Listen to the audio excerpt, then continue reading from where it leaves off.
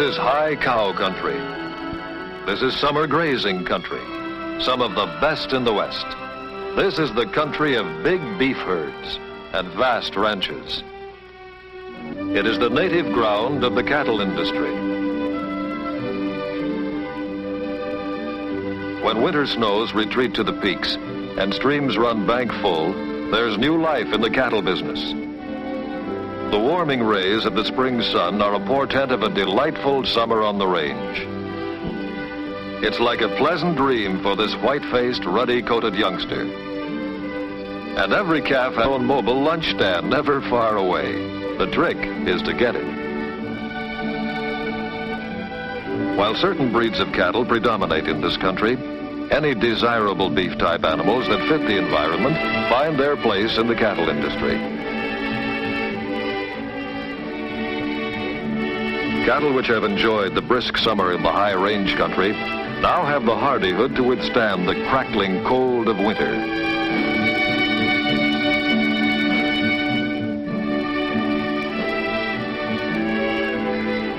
Winter or summer, the cattleman never relaxes his vigilance.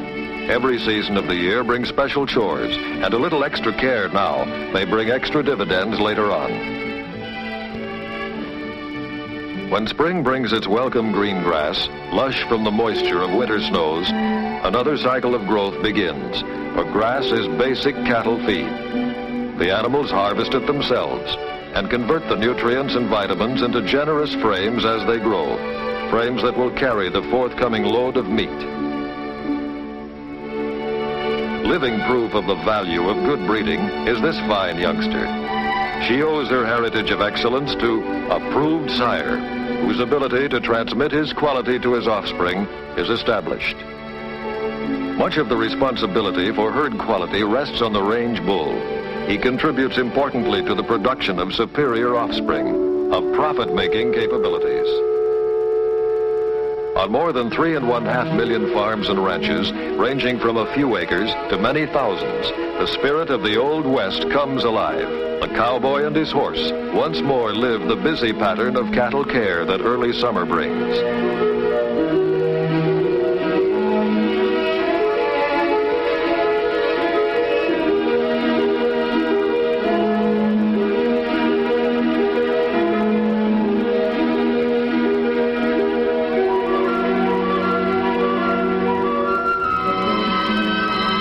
Each animal is a valuable unit that merits comparable care and receives individual attention through the trained eyes of the cattleman. Spraying is an annual chore that prevents harassment of the cattle by insect pests and parasites. The sprayer is usually a mobile type that can be taken to any place on the ranch. Dipping the animals accomplishes the same purpose as spraying. Inoculation prevents diseases that at one time seriously crippled cattle profits. The old branding iron is still with us, but a newfangled heater has replaced the old campfire. There is no doubt now that this young fellow in the squeeze chute belongs to the K-Bar-K. And now this young stuff is headed for the high range country, where they will spend the summer just growing. In the fall of the year, when the eager fingers of the early frosts paint the aspens in the high country in vivid colors, it's roundup time. Each canyon and draw, each willow-fringed creek bottom gives up its complement of bovine residents. Spindly-legged calves no longer, they are much larger, deep in body and well-fleshed from an undisturbed summer on range grasses. Almost suggesting a ghostly symbol of the herds of the old Chisholm Trail, an ever-growing stream of cattle are headed in a single direction, to market.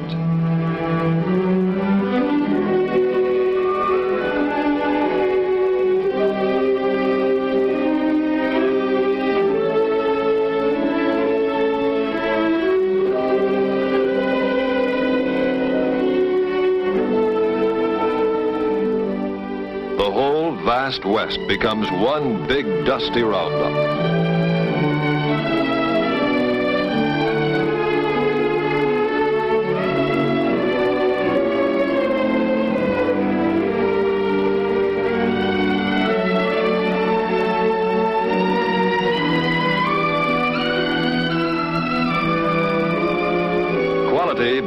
on the ranch. Superior cattle and careful scientific handling combine to make today's beef animal a unit of measured value of real proportions. Where the cattle drive of the Old West saw almost half of the value of the herd vanish during the long trek, today's short drive to a nearby railhead results in little or no shrinkage. Ready to move at dawn, the herd is fed and rested in a holding pasture for the night.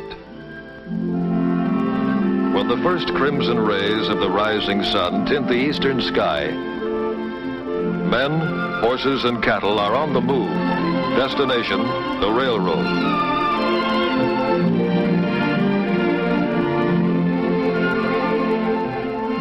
In the half-light of early dawn, a frosty tang is in the air, and the grass crackles underfoot as the herd moves on.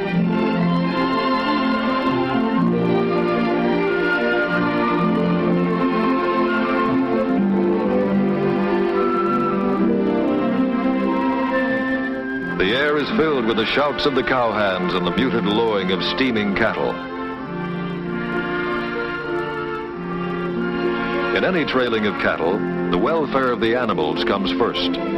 Rather than driving cattle on a helter-skelter basis, most cattlemen prefer to lead the herd, and once on the move, the animals remain docile and tractable.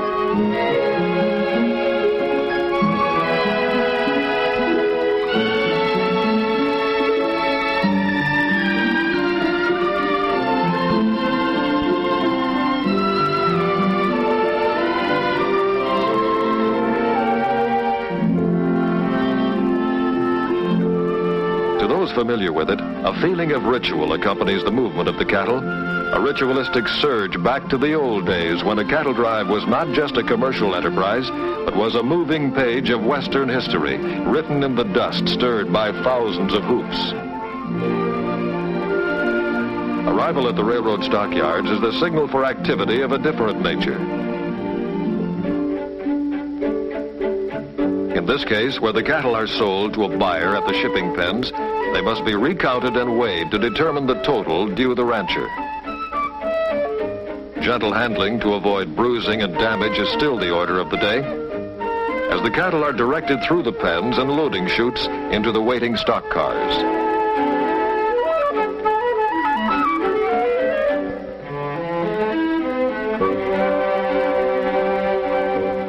It takes real know-how, too, for the railroad to have the necessary cars on hand at the right place at the right time. Cattle shipments can't wait. On the Great Plains, the promise of approaching winter spurs this cattle loading operation. Here, the entire herd will be loaded at one time and transported to market as a single expedited shipment.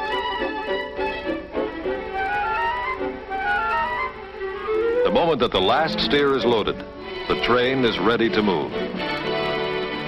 Long years of experience in serving Western cattlemen have made Union Pacific an unexcelled mover of cattle to market centers. Livestock trains operating on fast schedules supply efficient transportation at a time when hours may mean profits. Cattle marketing centers are strategically located, and Omaha serves a large western area.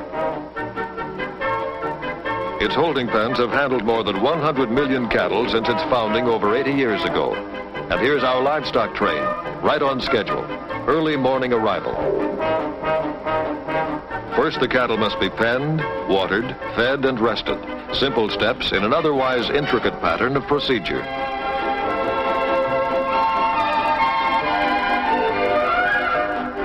On the way to becoming quality beef, the cattle will be sold at auction to feedlot operators who specialize in finishing off top-grade animals.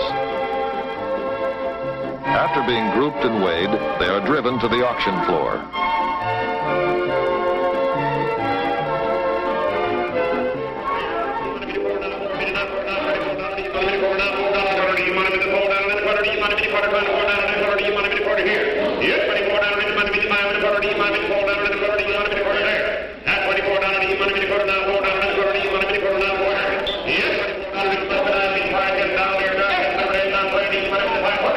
75 and about a quarter and a half and about a half and about a half, and thank you. Now 75 and 25, thank you. Now quarter. Yes, 25 and a quarter and a half and about a half and a half. Yes, 50 now 60 now 5 60 minimum 60 70 minimum 5 70 80 minimum 580 there. Yes, 25 70 minimum 580. Yes, 75 and 85 and about 90 minimum 590 minimum.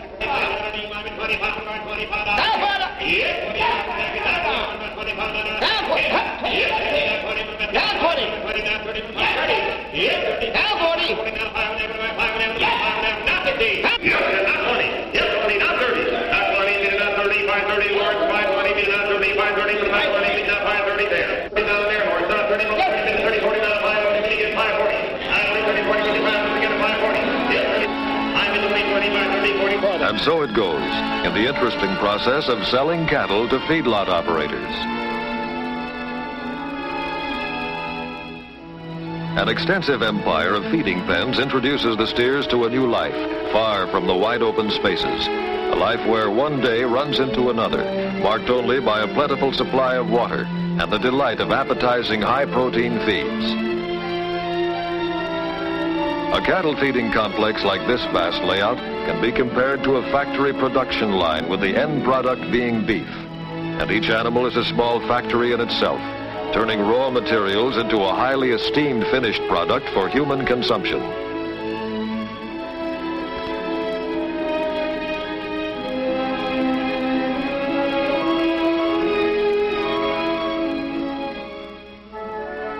Integrated with the feedlot is the mill, where specialized diets are formulated and mixed. The subject of animal nutrition has won the attention of some of the best research brains in the country, and vast new areas of nutritional science are being opened. The controls exercised by the laboratory will be reflected in the quantity and quality of beef produced in the feedlot. The cattle industry has welcomed new nutritional developments that lead to improved quality beef and an opportunity for better profits.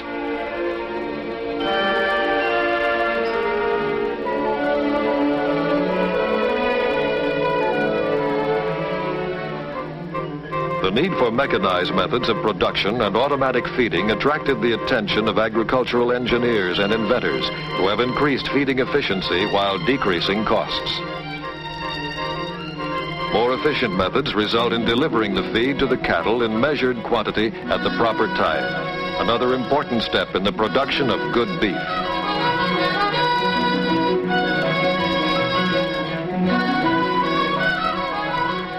Fence line trough feeding provides a uniform feeding method and prevents waste. There's a place at the table for every animal to eat in undisturbed comfort. With various kinds of grain stored in glass-lined steel silos, this completely automated, centralized feeding layout is the culmination of a dream, where through push-button control, stored feeds are ground, mixed, and transported to the cattle feeding troughs by an auger system.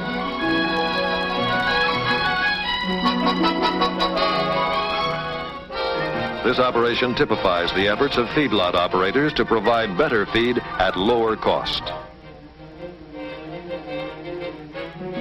Although many processing plants are located near metropolitan areas of consumption, there is a growing trend to locate plants in areas of supply. To ensure quality for the benefit of the consumer, federal inspectors examine and certify each carcass at the packing plant.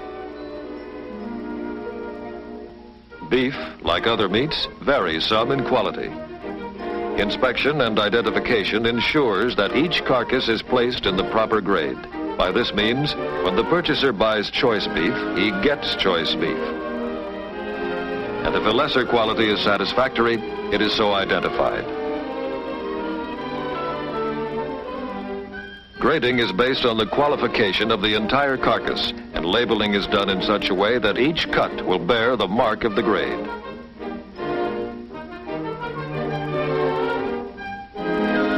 This mark is the consumer's guarantee of wholesomeness and quality. Possibly no one has done a better job to cater to the consumer's taste and demands than the packing industry. Consistency of quality, convenience features, and emphasis on tenderness are paramount points followed meticulously by the packing industry. The history of meat packing is a story of steady advancement from its very beginning.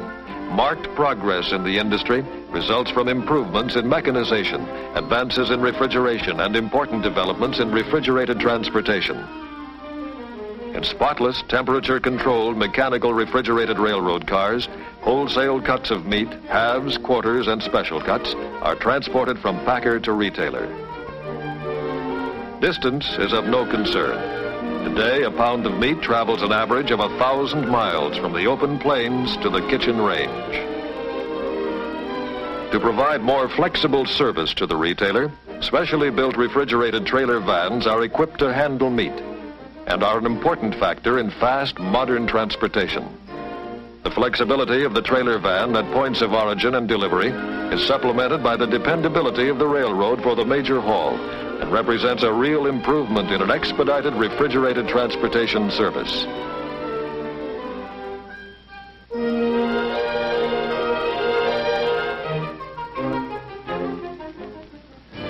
A large number of these mechanically refrigerated trailer vans augments Union Pacific's fleet of thousands of refrigerated railroad cars, operating under the banner of the Pacific Fruit Express, the acme of dependability in refrigerated transportation. The last link in the chain of production is the retailer. On his knowledge of cutting rests much of the success of the meat business. Basic cuts from a hind quarter of beef are the flank, the sirloin tip, the loin, and the round. Good cutting enhances the quality of good meat. In his way, the meat cutter is an artist. Poor cutting results in an inferior piece of meat, regardless of quality.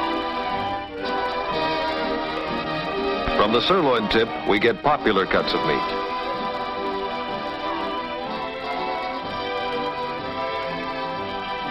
Attached to the flank is the suet, a byproduct. From this end of the carcass comes stew meat and ground beef, both good American family standbys.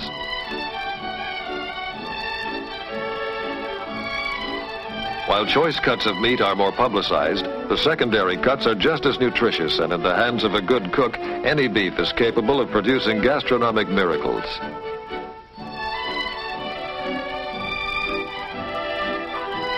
In the loin are the top cuts, the porterhouse, T-bone, and sirloin.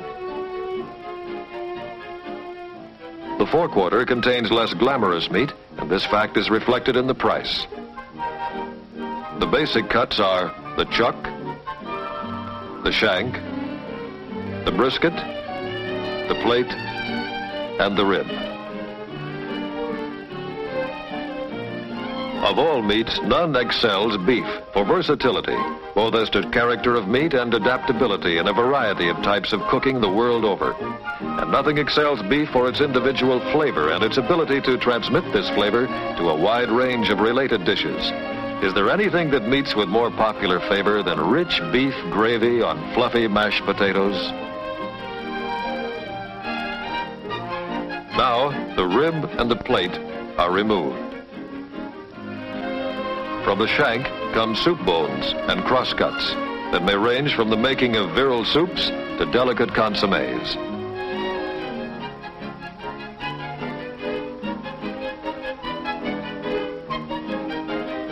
Next comes the brisket. And if your palate doesn't call for corned beef and cabbage, maybe you'd prefer a pastrami sandwich. From the plate comes America's favorite, short ribs of beef. And the rib section gives us the highly regarded standing rib roast.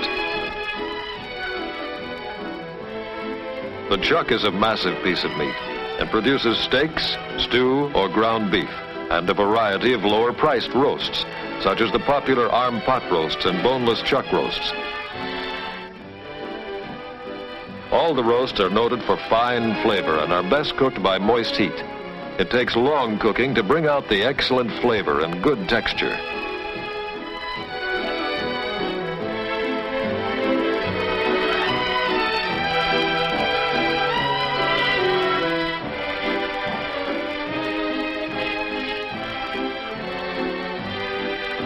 In any discussion of steaks, The sirloin is always near the top of the list in a wide variety of tender, succulent beef. To most Americans, a choice steak is a symbol of good living, and rightly so.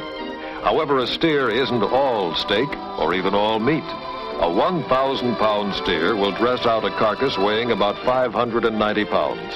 When this is cut up, there will be approximately 465 pounds of available meat of all kinds, less than half of the original weight of the steer.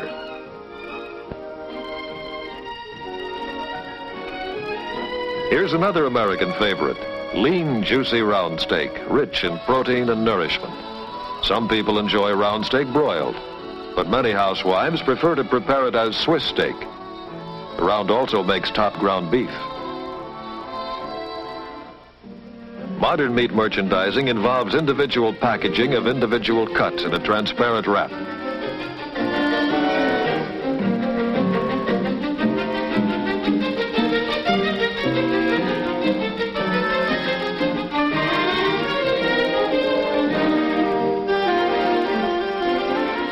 By this type of packaging, high standards of sanitation are maintained and counter life is increased.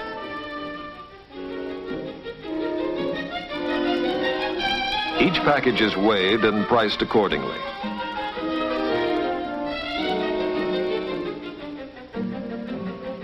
While meat is a basic item in our daily diet, it does face some competition from other food lines. Eye appeal is an important factor in selling more meat. The attractive refrigerated display case filled with packages of rich red meat encourages the prospective purchaser to buy meat and enables selection to be made easily and quickly. The housewife likes the freedom of wide choice, and she gets exactly what she wants. Although meat is perhaps the most popular form of protein in the average diet in this country, meat interests do not depend on this popularity alone to sell meat. Retailers, wholesalers, packers, cattle associations, and the American Meat Institute are continually carrying on advertising, promotional and educational campaigns designed to increase our consumption of meat in general and beef particularly.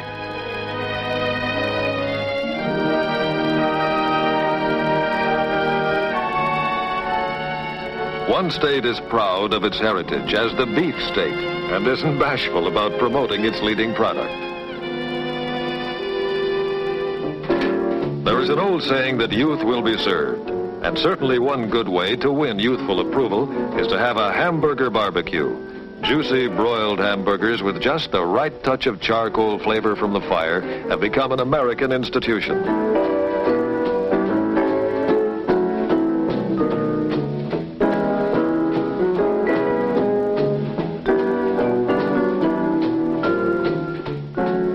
Even the appetizing process of broiling the hamburgers is fun and promotes friendship and good fellowship.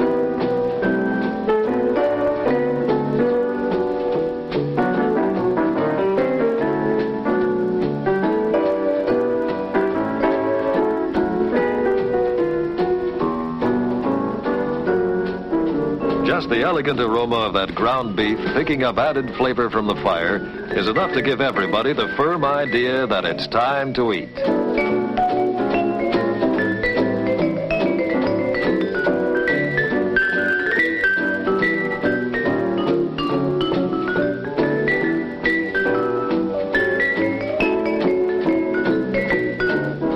And of course, the best part is in the eating, with compliments for the cook for a job well done.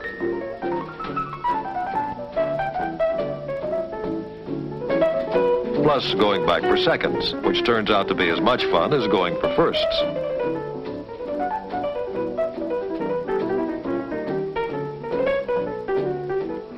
An old sourdough steak barbecuer may work with a little more flair, and the character of the meat may be different, but the basic elements are the same.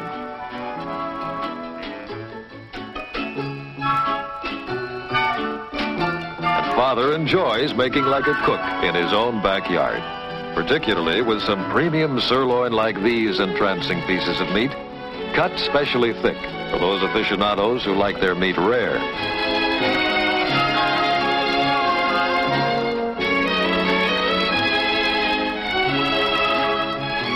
Genius at work is right, and it's nice work if you can get it. All the guests agree, too.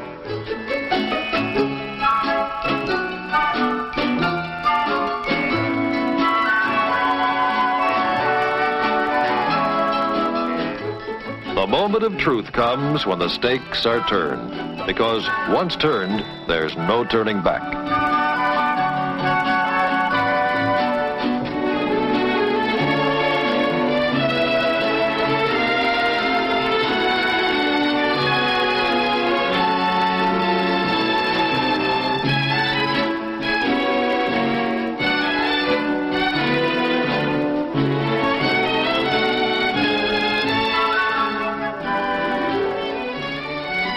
No dinner bell is needed to call this chow line into action, and it's quite a strain on masculine discipline to observe the rule of ladies first. Anticipation, in this case, cannot possibly be greater than realization.